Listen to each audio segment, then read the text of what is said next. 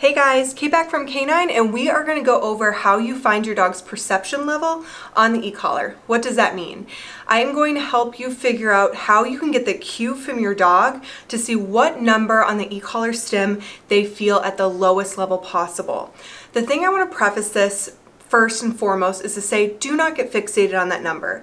Just because this might be your dog's perception level or working level in the very beginning does not mean that that's going to be the level you're going to be working at across the board anytime you're working with your dog. It gives you a good gauge to start in that moment, especially if you're starting to layer it over some commands that they already know, say the place command, things like that. It's going to be what your dog's level is in that moment, but again, it gives you a really good starting point for any of your sessions with your dog. So I'm going to use Dexter. He is a German Shepherd puppy, and this is going to be the first time that he's felt the e-collar stim. His owners have done a foundational, awesome job at layering the leash pressure with the prong and things like that with him, and started doing the place command, and he's here to start to get that head start into his e-collar work. So we are going to find what number Dexter is at right now. We have a full video of showing how to properly fit your e-collar, the type of contact points that you might need to use, so check on that because we're not going to show that in this video. We already have Dexter set up, properly fitted, correct contact points for him, and that is something that you can look at a different video that we've already filmed for you guys. Alright guys, I'm going to let you know right off the bat, we've got a young dog here, so the attention span is going to be a lot different than a dog that has been doing this for a long time.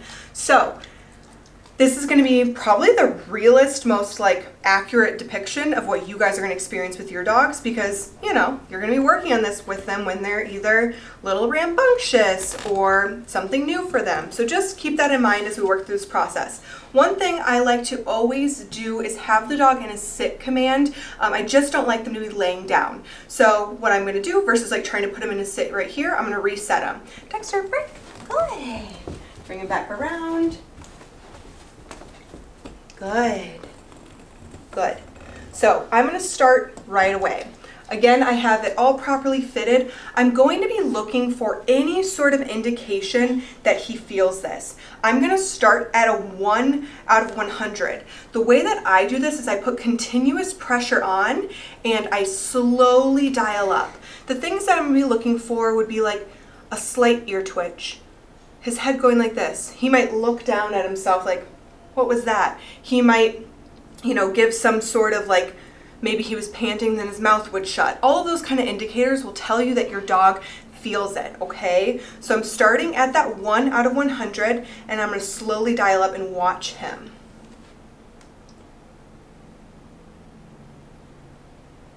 Right there. He was panting, and his mouth went.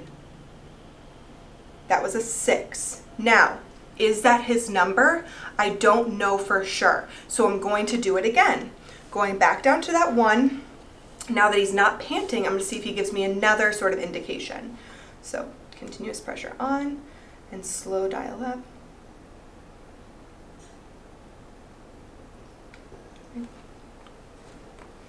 Try that again.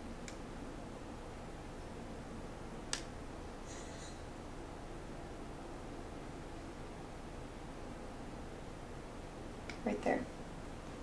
So that one he gave me a little bit more of an indication. That I got up to a 14. There was one slight eye twitch earlier on that I'm like, was that him feeling it? This is not surprising either, going for an itch. 5-month-old puppy problems. So I'm going to do that one more time. So I know I'm going to be in somewhere between a 6 and a 14, okay? So we're going to do it again. Dexter, let's go. I'm going to reset him again. Good job. Good. Job.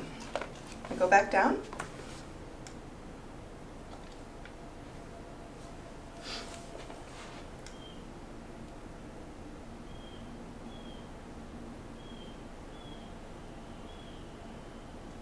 Right there. That was an 8. Dexter, let's go. So, what am I seeing a pattern here? Dexter. Good.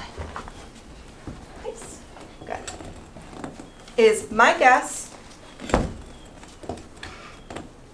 is that we're going to be working around that 6, 7, 8 number. So that is where I first saw the closing of the mouth, Then I saw just a slight twitch in one of his eyes, but again, it's hard to tell when you're finding the lowest number. When he does a little bit more of like a that was at that 14, I know that's gonna be higher than what I'm actually gonna be working at. So we're gonna see, again, I just wanna tap at that 6, just to see what response he gives me. We've got ants in our pants.